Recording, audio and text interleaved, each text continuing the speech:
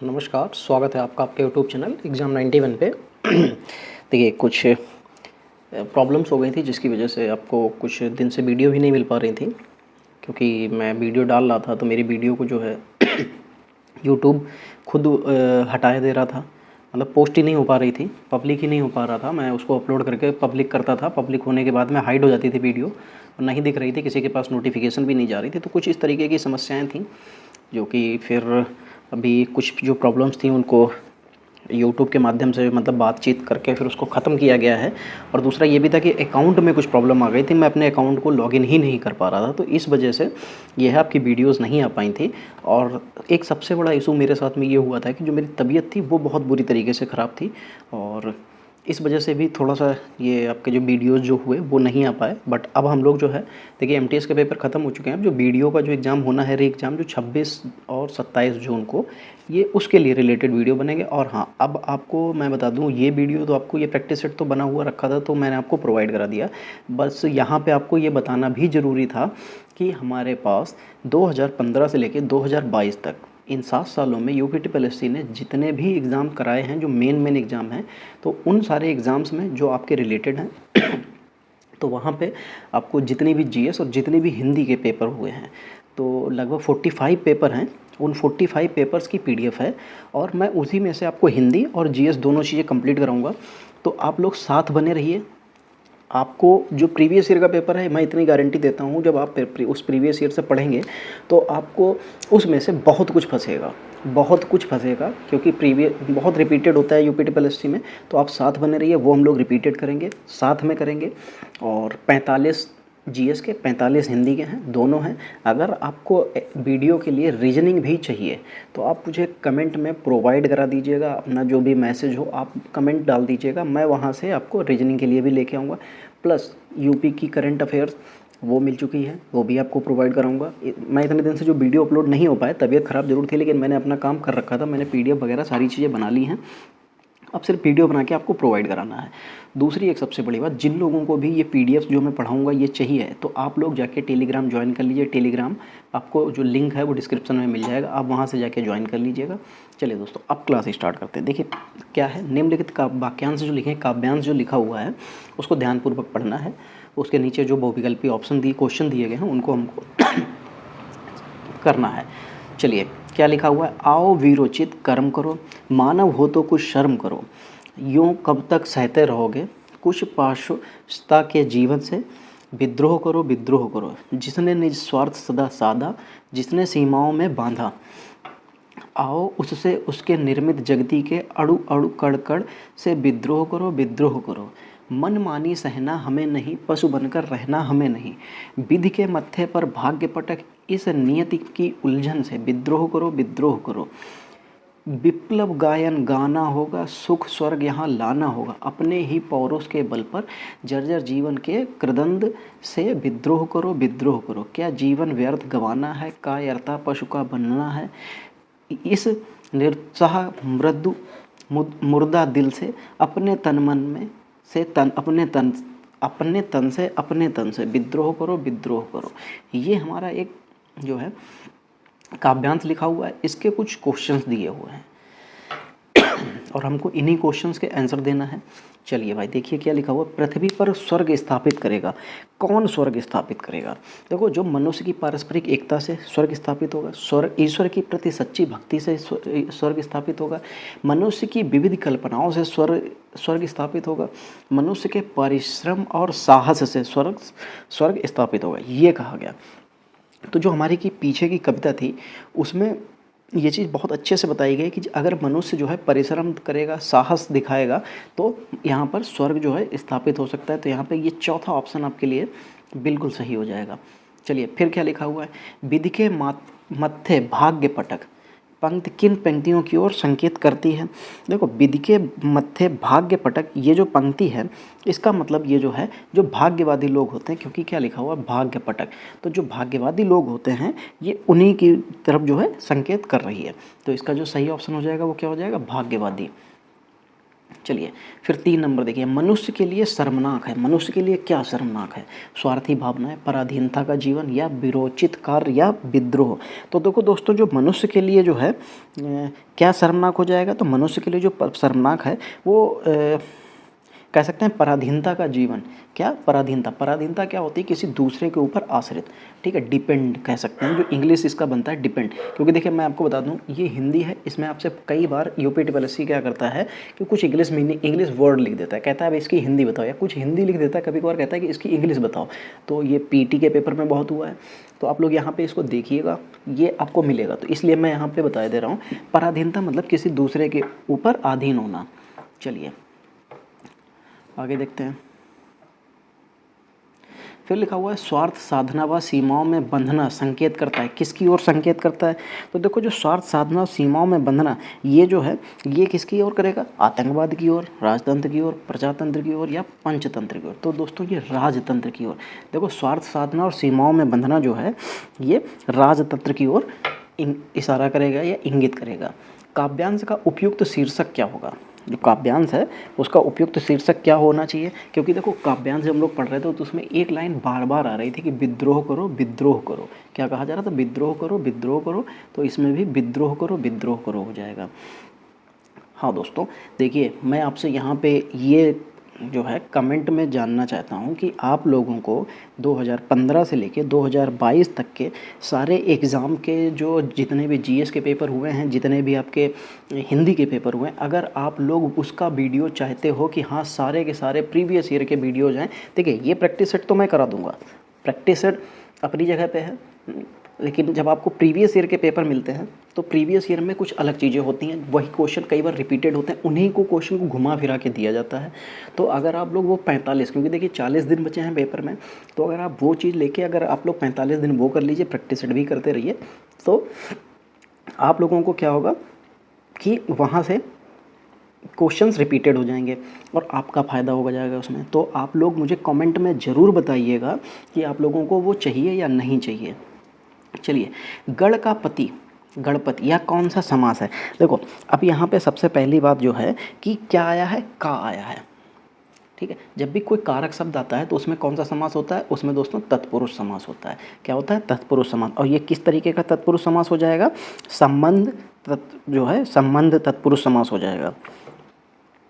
चलिए फिर आगे देखते हैं। क्षमा का अर्थ माफ़ी होता है, क्षमा का अन्य अर्थ होता है। एक तो देखो क्षमा जो है इसका अर्थ क्या लिखा है? इसका अर्थ एक माफ़ी लिखा है, और जो दूसरा जो होता है क्षमा, इसका मतलब एक और होता है, इसका दूसरा अर्थ होता है पृथ्वी होता है। क्या होता है दोस्तों? पृथ्वी होता है। चलिए फिर लिखा हुआ है राजा का पर्यायवाची शब्द है। देखो राजा का जो पर्यायवाची शब्द होता है इसमें से अवनीश, रंक, रानी और राम, ठीक। तो देखो बहुत लोग जल्दबाजी में पढ़ेंगे, राजा का रंक लगाएंगे। राजा का रंक हमेशा याद रखिएगा विलोम होता है, और राजा का जो पर्यायवाची वो होता है अवनीश। अवनीश मतलब भी राजा ही होता है, ठीक है। यानी कि जो अवनीश होता है वो एक तरीके से धरती का राजा होता है। क्या होता है? धरती का राजा, यानी कि अवनी, ठीक। अवनी का मतलब होता है धरती, ठीक है, और उसका स्वामी। तो क्या हो जाएगा? अवनीश का मतलब होता है धरती का स्वामी। चलिए, निम्न में शुद्ध वर्तनी को पहचानना है। शुद्ध वर्तनी इसमें से कौन सा हो जाएगा?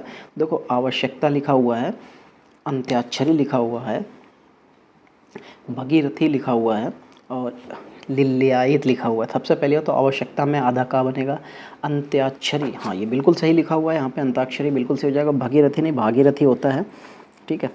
चलिए फिर देखिए आज का वीडियो थोड़ा इसलिए भी बड़ा होगा क्योंकि कुछ चीज़ों की जानकारी आपको देनी थी, जैसे कि हम लोग ये प्रैक्टिस सेट लेके प्रीवियस ईयर पेपर लेके आने वाले हैं हिंदी और जीएस का, वो आपको बताना था। अगर किस जो है आपको लगता है कि देखिए मैं नए पैटर्न की जो रीजनिंग है मैं पीओ लेवल तक की आपको रीजनिंग पढ़ा सकता हूँ, मैं इस हद तक मेरी मैथ और रीजनिंग की तैयारी है, मैं खुद में अपने आप में जो मेरा मेन सब्जेक्ट है वो मैथ और रीजनिंग ही है। अगर आप लोगों को रीजनिंग अगर पढ़नी है, आपको जो लगता है कि क्या आएगा इस बार के पेपर में वीडियो में, क्योंकि देखिए पीछे जो प्रीवियस ईयर का पेपर था उसमें रीजनिंग बहुत गंदी आई थी, बहुत हार्ड लेवल की थी। इस बार की जो हिंदी होगी वो भी ऐसे ही हार्ड लेवल की होगी। तो इसलिए जो नया पैटर्न है रीजनिंग का, जैसे एसएससी सभी ने पैटर्न चेंज कर दिया, वैसे ही ये भी करेगा। तो आपको जो रीजनिंग चाहिए मुझे आप लोग एक बार कमेंट कीजिए, मैं आपको रीजनिंग उस लेवल की प्रोवाइड कराऊंगा जिस लेवल की आनी है, और आप उसमें 100% जो है 45+ आराम से अटेम्प्ट कर लेंगे। चलिए, करुणा कादम्बनी रचना के रचनाकार कौन है? कौन? करुणा कादम्बनी। इसके जो रचनाकार हैं अंबिका दत्त वाजपेयी, गया प्रसाद शुक्ल, मुक्तिबोध या डॉक्टर विनय। तो दोस्तों इसके जो हैं गया प्रसाद शुक्ल हैं, और ये जो आई थी जो करुणा कादम्बनी, ये 1858 में आई थी। ठीक है, चलिए आगे बढ़ते हैं। निम्नलिखित में से विराम चिन्ह नहीं है। कौन विराम चिन्ह नहीं है? प्रश्नवाचक, विस्मयादिबोधक, पूर्ण विराम और अवतरण विराम। देखो यहाँ पे हमसे ये पूछा जा रहा है कि विराम चिन्ह कौन सा नहीं है। तो देखो जो अवतरण विराम लिखा हुआ है ये किसी भी तरीके का कोई विराम चिन्ह नहीं होता है। ठीक, पूर्ण विराम, विस्मयादिबोधक, प्रश्नवाचक, ये सारे के सारे आपके विराम चिन्ह में ही आते हैं। चलिए, देवार्थ का सही संधि विच्छेद बताना है। देवार्थ का सही संधि विच्छेद बताना है। तो देखो ये यड़ संधि का उदाहरण है, ये मैं बता दिया। यहाँ पे ये या बना है, ई और आ बन के जो है या बना देता है, ये एड़ संधि का उदाहरण होता है। और देवार्थ की जो संधि हो जाएगी वो होती है देवी प्लस अर्थ। क्या होता है? देवी प्लस अर्थ। तो कौन सा ऑप्शन सही हो जाएगा? देवी प्लस अर्थ पहला, यानी कि इसमें कौन सी संधि हो जाएगी? यड़ संधि। चलिए 13 नंबर, दिए गए वाक्यांश के लिए एक शब्द का प्रयोग करना। विधानमंडल द्वारा पारित या स्वीकृति विधि जो होती है, विधानमंडल द्वारा पारित या स्वीकृति विधि जो होती है वो क्या कहलाती है? अधिनियम, नियम, विनिमय या अध्यादेश। तो अधिनियम कहलाती है। अधिनियम जो है पारित किया जाता है, ठीक है, या स्वीकृत किया जाता है। नियम बनाए जाते हैं, ठीक, पारित नहीं किए जाते हैं। और अध्यादेश जारी किया जाता है। चलिए, अध्यादेश पारित किया जाता है, लेकिन विधानमंडल जो है वो अध्यादेश उसको उसकी मंजूरी चाहिए होती है, ठीक है, वो अलग चीज़ हो जाती है। अंग अंग फूलने का समाना, मुहावरे का सही अर्थ। अंग अंग फूले ना समाना, इसका क्या जो है अर्थ बन जाएगा? इसका बन जाता है गुस्सा होना, दुखी होना, बहुत आनंदित होना या बीमारी होना। तो अंग अंग फूले ना समाना, बहुत आनंदित होना, कि इतनी खुशी है कि अंग अंग जो है उसके समाहित नहीं हो रहे हैं। चलिए फिर देखिए, यहाँ पे लिखा हुआ अभिराम और अविराम। ये शब्द का अर्थ, ये क्वेश्चन जो है अभिराम और अविराम वाला, ये यूपीटीपीएससी के साथ उसमें पूछा गया था, लेखपाल में। तो ये क्वेश्चन अगर जिसको भी नहीं पता है, ठीक है, तो मैं बताता हूँ। देखो, अभिराम का मतलब होता है सुंदर। क्या होता है दोस्तों? अभिराम का मतलब होता है सुंदर। और जो अब विराम लिखा हुआ, यानी कि विराम, विराम आ लग गया आगे नहीं, तो जहाँ पे विराम ना हो यानी कि लगातार। तो अभिराम का सुंदर और विराम का लगातार, तो यानी कि सुंदर और लगातार ये हो जाएगा। चलिए, जयद्रथ वध है, ये जयद्रथ व्रत वध जो है ये क्या है? तो देखो, ये मैथिली शरण गुप्त का जो है, जो मैथिली शरण गुप्त हैं इनके द्वारा एक खंड काव्य है। ये आया था 1910 में। क्या हो जाएगा? जयद्रथ वध जो है एक तरीके का खंड काव्य है, इसके रचयिता मैथिली शरण गुप्त हैं। निम्नोक्त में कौन सा वाक्य गलत है? सॉरी, देखो, ओह बड़ा जुल्म हुआ। अच्छा, देखो इसमें जो है विस्मयादिबोधक भी लगा हुआ है, सारी चीज़ें सही लिखी हुई हैं। हिंदी के समाचार पत्र हिंदी लिपि में छपते हैं।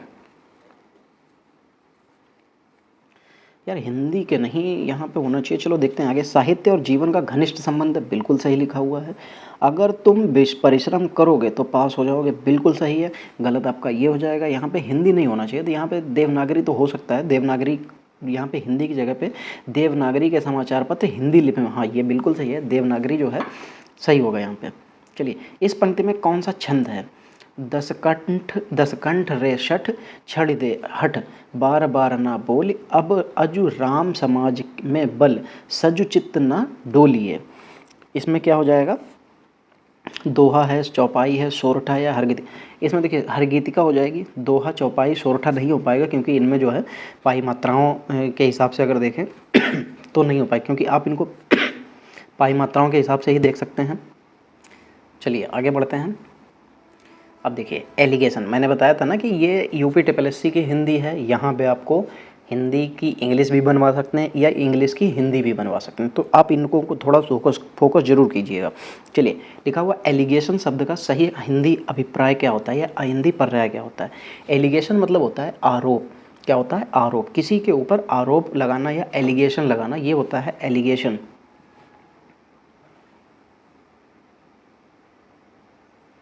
इन मुसलमान हरिजनन पर कोटिक हिंदुन वरीय, ये कथन किसका है?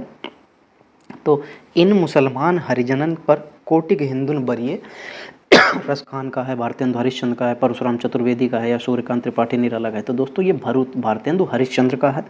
ठीक है, चलिए फिर प्रेम मूर्ति शब्द में उपसर्ग पूछा गया है। तो देखो उपसर्ग हमेशा पहले लगता है और प्रत्यय बाद में लगता है।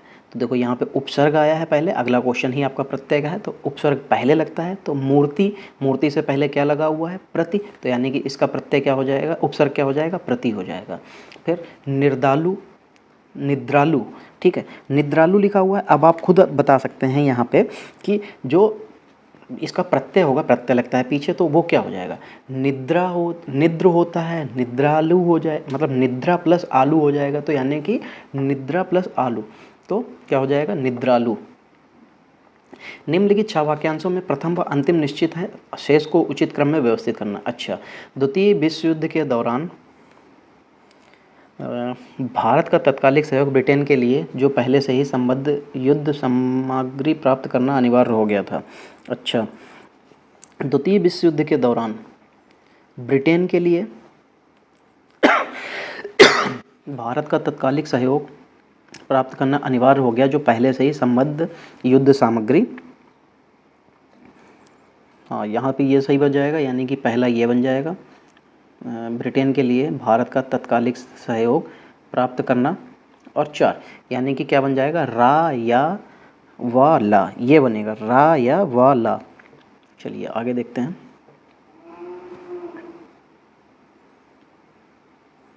हाँ, ये देखिए तीसरा ऑप्शन आपको मिल जाएगा रा या वाला। चलिए, निम्न पंक्तियों में अलंकार पहचानिए। मधुबन की छाती देखो, सूखी कितनी इसकी कलियाँ। अब देखो सबसे पहली बात कि जो आपके सामने, इनको पहचानना कैसे? देखो मधुबन की छाती देखो, सूखी कितनी इसकी कलियाँ। अब कलियाँ यहाँ पे इसका मतलब है ज़्यादा कलियों की बात की गई। तो यहाँ पे जब ज़्यादा कलियों की बात की गई है तो इसके 2 अर्थ होंगे। क्या होगा? 2 अर्थ होंगे। एक पहला क्या होगा? फूल का अविकसित रूप होगा, और दूसरा यौवन की पूर्व अवस्था जो होती है उसको भी कलियां कहते हैं। तो यानी कि मधुबन की छाती देखो, सूखी कितनी इसकी कलियां। तो यहाँ पे जो है श्लेष अलंकार हो जाएगा। जब कोई एक शब्द के 2 अर्थ भिन्न भिन्न आते हैं उसमें श्लेष अलंकार होता है। चलिए, जो यहाँ वहाँ भीतर और बाहर कौन से क्रिया विशेषण है? यहाँ वहाँ में और भीतर और बाहर में कौन सा क्रिया विशेषण है? देखो यहाँ वहाँ, जैसे मान लो आप यहाँ हो, वहाँ है, ठीक है। अब आप क्या है? ये भीतर हो गया और ये बाहर हो गया। तो अब इसमें से कौन सा हो जाएगा? क्या समय लगा इसमें? समय तो है नहीं। स्थितिवाचक है, अवधिवाचक है, दिशावाचक है। दिशा से कोई मतलब नहीं है। अवधि इसमें क्या टाइम पीरियड दिया? नहीं। समय, इसमें समय दिया ही नहीं है। क्या हो जाएगा? स्थितिवाचक। क्या यहाँ था, फिर वो यहाँ आ गया, ये इसकी स्थिति थी, फिर उसमें दूसरा एक अंदर था, मतलब भीतर था, एक बाहर आ गया, इसकी स्थिति में चेंज, परिवर्तन हो रहा है। चलिए 26 नंबर देखिए। निम्नलिखित में कौन सा विपरीतार्थक शब्द नहीं है? आदि का अंत लिखा हुआ है, ठीक, बिल्कुल सही, विपरीत लिखे हुए हैं, ठीक। और अतिवृष्टि अनावृष्टि ये भी विलोम है। आहूत अनाहूत बिल्कुल सही। अपमान उपमान नहीं, अपमान का उपमान नहीं होगा, ठीक है, अपमान का सम्मान होता है दोस्तों।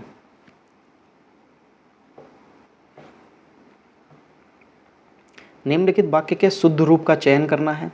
चलिए, 8 बजने को 10 मिनट हैं, 8 बजने के 10 मिनट हैं, 8 बजने में 10 मिनट हैं, और 8 बजने से 10 मिनट हैं। अब ये तो आपको बहुत आसानी से पता होगा कि कितना सही, कितना सरल है ये।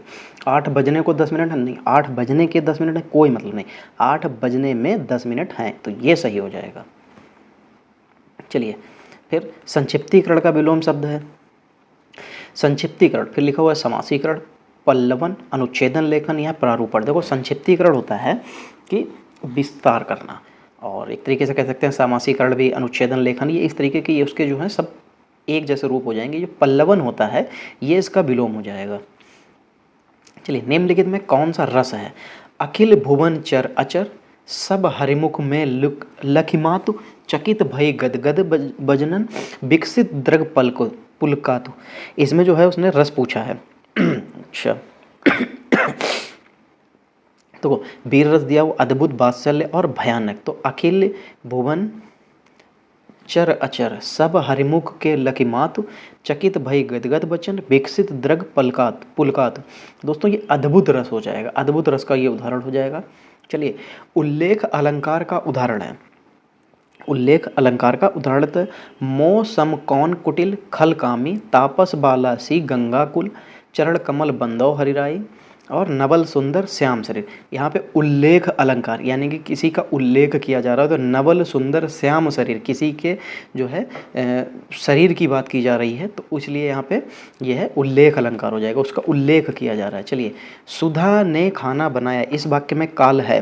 देखो अब क्या है, सुधा ने खाना बनाया, तो ये कैसा हो जाएगा, सामान्य भूतकाल, अपूर्ण भूतकाल, संदिग्ध भूतकाल या पूर्ण भूतकाल। देखो सामान्य भूतकाल हो सकता है, अपूर्ण भूतकाल क्या अधूरा है, उसने खाना बनाया बन गया, अभी अपूर्ण तो नहीं है। संदिग्ध ये भी नहीं, उसने खाना बनाया तो संदिग्ध तो नहीं। पूर्ण भूतकाल सुधा ने खाना बनाया, अभी पूरा बना या ये इस तो पूर्ण भूतकाल तो नहीं कह सकते। हाँ सामान्य भूतकाल ये बिल्कुल सही है। चलिए आब का अर्थ नहीं होता है, आब यहाँ पे पूछा जा रहा है आब का अर्थ क्या नहीं होता है, तो सूर्य, चमक, इज्जत और शोभा। देखो आब का जो होता है चमक भी होता है, इज्जत भी होती है और शोभा, ये तीनों शब्द आब के अर्थ होते हैं, खाली सूर्य जो होता है वो इसका अर्थ नहीं होता है। आजकल के बच्चे माता पिता की आंखों में धूल झोंकने में कुशल है। रेखांकित का अर्थ क्या है, धोखा देना, उपद्रव करना, मान न देना, घमंड दिखाना। तो दोस्तों आंख में धूल झोंकना मतलब धोखा देना, कि मम्मी मेरी तो आज जो है क्लास है, मालूम हुआ जा रहे हैं फुटबॉल खेलने में, मेरी एक्स्ट्रा क्लास है, आज मेरा टेस्ट है, ये इस तरीके से चीज़ें जो है झूठ बोलते हैं, तो आंख में धूल झोंकने का काम करते हैं। चलिए 34 नंबर देखिए, जिस क्षेत्र में जो भाषा बोली जाती है वह भाषा व्यापक रूप से उस क्षेत्र की क्या होती है, मानक भाषा कहलाती है, नहीं। उपमानक कहलाती है, नहीं। मातृभाषा कहलाती है, हाँ मातृभाषा बिल्कुल कहलाएगी, ठीक है। जिस क्षेत्र में जहाँ की जो भाषा बोली जाती है वहाँ की उसको मातृभाषा कहते हैं। चलिए निम्नोक्त में भाववाचक संज्ञा है, भाववाचक संज्ञा पूछी जा रही है। अच्छा लोहा, लोहा में क्या भाव व्यक्त करेंगे, घृणा, हाँ आप गुस्सा दिखा सकते हैं, ये भाव हो सकता है आपका। और गंगा, गंगा में क्या ही, और बनारस कोई मतलब नहीं, तो घृणा आपकी क्या हो जाएगी, भाव हो जाएगी। चलिए पित्राकृति का शुद्ध संधि विच्छेद क्या है, पित्राकृति का शब्द जो है इसका सही संधि विच्छेद पूछा गया है, तो यानी कि पित्र आकृति क्या हो जाएगा, पित्र, तो इसमें त्रा वाला नहीं बनेगा, इसमें ये ता जो बनेगा इसमें नीचे रा लगेगा, तो पित्र आकृति ये होगा। तो यहाँ पे ये जो दूसरे नंबर पे दिख रहा है इसको तो आप ऐसे ही काट लीजिए। अब बचता है पहला तीसरा और चौथा, देखो तीनों में पित्र वैसे लिखा है। अब आते हैं आकृति, तो देखो आकृति क्योंकि पीछे हलंत लगा है तो हलंत तो लगेगा ही, तो यहाँ पे पहला ऑप्शन बिल्कुल सही हो जाएगा। किस विकल्प के में मुहावरे का भावार्थ सही है, पेट पर लात मारना, बुरी तरह पीटना, कोई मतलब नहीं, मतलब पेट पर लात मारना उसका काम छीन लेना, इस तरीके से तो हो सकता है, गलत है ये, ठीक। पहाड़ टूटना, अतिवृष्टि होना, नहीं, पहाड़ टूटना मतलब मुसीबत आना, ठीक। और बगले झांकना, इधर उधर देख कर चलना, नहीं, मतलब ये कह सकते हैं बगले झांकना मतलब कुछ नहीं पता होना, या इधर उधर मतलब झांकना कह सकते हैं, ठीक है। सिर्फ झांकना। नाक का बाल होना, अत्यधिक घनिष्ठ या प्रिय व्यक्ति होना, हाँ ये बिल्कुल सही है, नाक का बाल होना। आपका जो नाक का बाल है कभी नाक के बाल को उखाड़ के देखिएगा, पता चल जाएगा वो अत्यधिक प्रिय और है कि नहीं है। चलिए 38 नंबर, निम्नलिखित विकल्पों में से शब्द युग्म के अर्थ भेद में कौन सा गलत है, कल्पना, फिर कल्पना लिखा हुआ है, कल्पना लिखा हुआ है, कल्पना लिखा हुआ है, दुखी होकर बिलखना, मूर्त विचार, अच्छा कांति कल्याणति मतलब क्लयांति, चमक या ख्याति, गुटका गुड़िया, तो पुस्तिका गुटका मतलब पुस्तिका और गुटिया मतलब गोली, गोरा सफ़ेद, गोला गोल वस्तु। अच्छा देखो जो यहाँ पे उसने पूछा है कि 10 शब्द के अर्थ में कौन सा गलत है, ये पूछा जा रहा है। देखो कल और पना इसका मतलब होता है दुखी होकर बिलखना, बिल्कुल सही है। कल्पना मतलब आप विचार करते हैं, मूर्त जो है विचार होता है। भी जो कांति लिखा है, कांति मतलब जो इसमें जो चमक लिखा है ये गलत है, जो कांति और क्लांति, तो यहाँ पे चमक तो बिल्कुल सही लिखा है कांति, ठीक है, इसका मतलब ये जो लिखा हुआ है ये सही लिखा हुआ है, लेकिन ये सेकंड वाला जो ख्याति लिखा है, ख्याति नहीं होता, यहाँ पे थकावट होना चाहिए था। क्या होना चाहिए था? थकावट। तो इसका मतलब ये गलत है।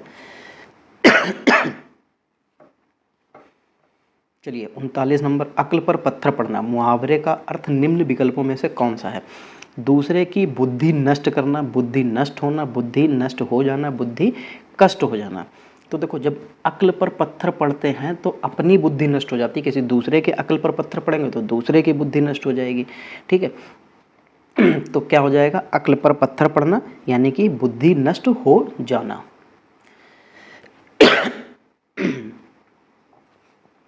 आलोक का विपरीतार्थक शब्द होगा। आलोक, आलोक मतलब क्या होता है? आलोक का मतलब उजाला होता है। क्या होता है? उजाला, चमक कह सकते हैं एक तरीके से, बहुत। ठीक है, तो उसका जो विपरीतार्थक होगा क्या हो जाएगा? अंधकार हो जाएगा। फिर पेड़ का पर्यायवाची।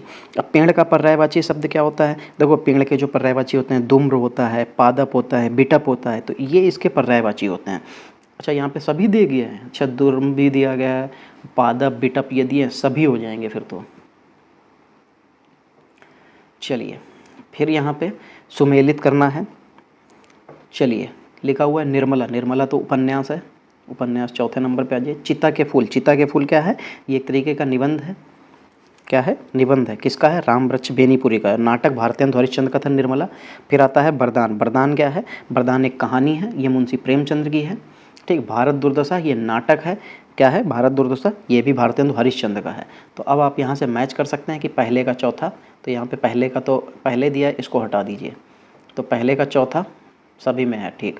फिर दूसरे का तीसरा, तो दूसरे का तीसरा यहाँ है, नहीं है। दूसरे का तीसरा है, नहीं है। ये देखिए चौथे ऑप्शन में चाहिए। चलिए, परीक्षा भवन में शिक्षकों के सतर्क रहने से नकल पर आश्रित होने वाले विद्यार्थियों की एक न चली।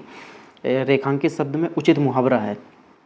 अच्छा, आंसू पी कर रह जाना, अधर में लटकना, त्रिशंकु बनना या दाल न गलना। जब विद्यार्थियों की एक ना चली मतलब दाल नहीं गली, क्योंकि जब वहाँ पे जो शिक्षक लोग थे वो क्या थे? बहुत ज़्यादा सतर्क थे, तो उन्होंने अपनी पर्चियाँ निकाल के नकल ही नहीं कर पाए, तो उनकी एक नहीं चली। 44 नंबर। आभरण और आमरण, शब्द का सही जो है अर्थ भेद क्या होगा? देखो, आमरण जो होता है वो एक तरीके का अनशन होता है। नहीं, आमरण का मतलब मरणों पर्यंत, यानी कि मरने तक जो होता है। आमरण मतलब होता है मरण पर्यंत या मरणों पर्यंत तक, जब तक आदमी इंसान मरने वाली कंडीशन में न पहुंचा तब तक होता है। ठीक, इसलिए कहा जाता है आमरण अनशन। अनशन हम तब तक करेंगे जब तक हम मरने की कंडीशन में नहीं पहुंच जाते। ठीक। और आभरण, आभरण का मतलब होता है आभूषण होता है। तो यहाँ पे ये तीसरा ऑप्शन बिल्कुल सही हो जाएगा।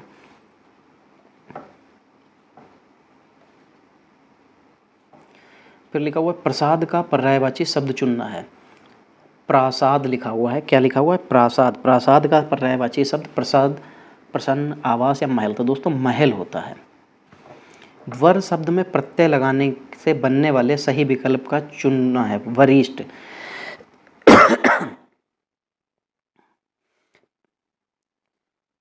चलिए, तो वरिष्ठ, वरिष्ठ, वरिष्ठ और वरिष्ठ लिखा हुआ है।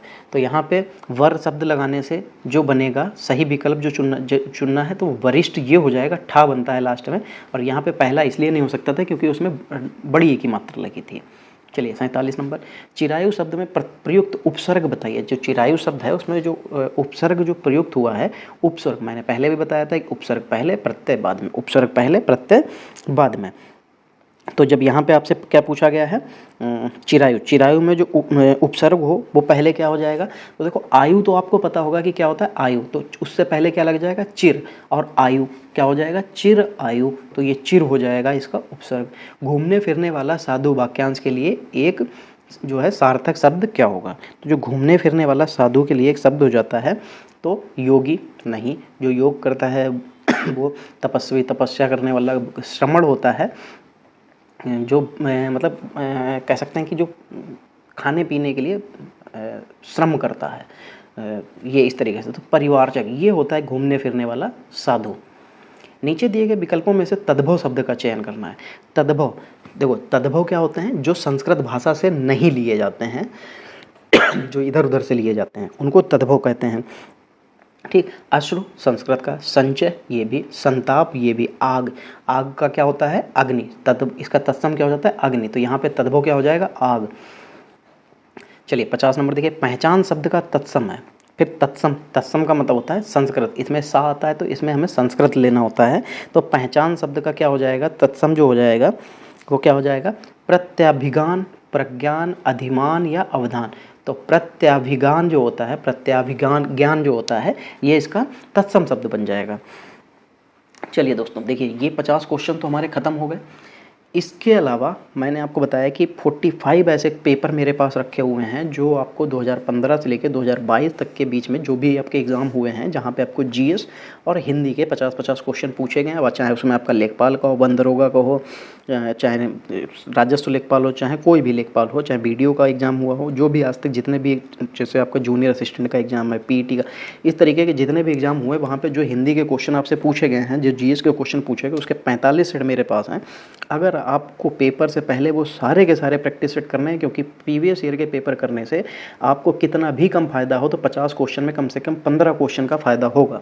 तो अगर आप लोगों को वो चाहिए, ऊपर से कॉन्सेप्ट क्लियर हो जाएगा। तो अगर आपको वो चाहिए तो आप लोग मुझे कमेंट में ज़रूर बताइएगा कि हाँ सर प्रीवियस ईयर करा दीजिए, मैं कंप्लीट कल से ही उसको चालू करा दूँगा। चलिए दोस्तों, आज की क्लास को यहीं पे समाप्त करते हैं, मिलते हैं अगली क्लास में। तब तक के लिए जय हिंद दोस्तों।